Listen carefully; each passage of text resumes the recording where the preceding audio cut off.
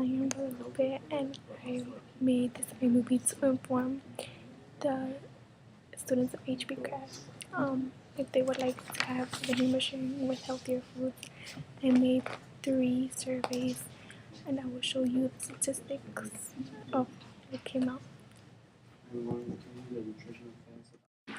For the first survey, I asked students whether they would buy fresh fruit if they were added to the vending machine, and 36 students said yes, 18 students said no, and 7 students said maybe they would buy fresh fruit if they were added to the vending machines.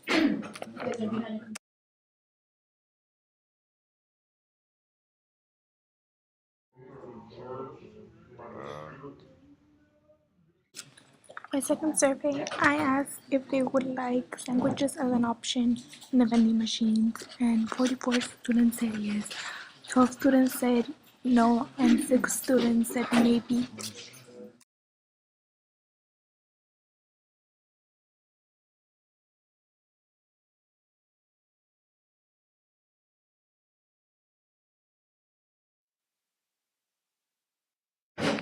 For my third and last survey, I asked if they would also like salads as an option, and 28 students said yes, 30 said no, and 4 students said maybe.